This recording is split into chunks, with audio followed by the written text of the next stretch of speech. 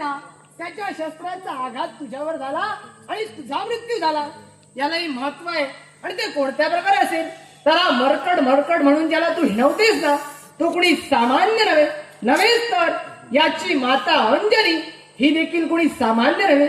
याची माता अंजनी म्हणजे पूर्व जन्मातील पुंजिकास्थल अप्सरा होय. आणि तीच पुंजिकास्थल अप्सरा एके दिवशी वनविहारासाठी मृत्यूलोकात प्रवेश करती झाली. मृत्यूलोकात प्रवेश करताच गंगा तीरी तिचं जाणं झालं.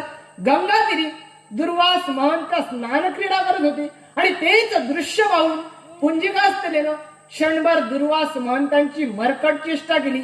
समोरील देवांगणात एका महंतांची महती न जाणता आपली मरकट चेष्टा करते हे लक्षात येतात दुर्वास महंत क्रोधानं क्रोधामय झाले आणि क्रोधाच्या भरात पुंजिकास्थलेला शाप दिला.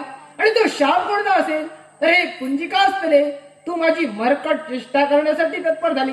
मग यापुढं तुझा जन्म एका मरकट कुळात होईल, एका कपी कुळात होईल. शापाप्रमाणे पुंजिकास्थलेचा जन्म एका मरकट कुळात झाला. तिचं नाव ठेवण्यात आलं ते अंजनी. कालांतरानं तिचा विवाह झाला तो केशरी वानराशी.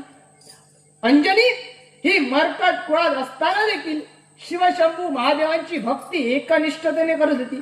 आणि त्याच भक्तीचं श्रेय म्हणून शिवशंभू महादेव एके दिवशी प्रसन्न झाले आणि शिवशंभू महादेवांच्या मुखातून शब्द बाहेर पडले, हे पुंजिकास्थले अप्सरे तुझ्या उद्धाराची वेळ जवळ आली तेव्हा माग, तुला जे काही वरदान हवं असेल या देवाकडे माग. पुंजिकास्थलेच्या मुखातून सहज शब्द बाहेर पडले, देवा जर का मला द्यायचं असेल ना तर माझी एकच प्रामाणिक इच्छा आहे. आणि ती इच्छा कोणती असेल तर देवा तू माझ्या उदरी जन्म घ्यावा, तू माझ्या उदरी जन्म घ्यावा. तथास्तु तथास्तु तथास्तु म्हणून देव अंतर्धान पावले.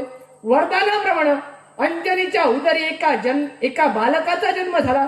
आणि तोच बालक म्हणजे दुसरा तिसरा कोणी नसून शिवशंभू महादेवांचा 11वा रुद्र ऋषकपी अवतार हा भक्त सखा हनुमंत होता.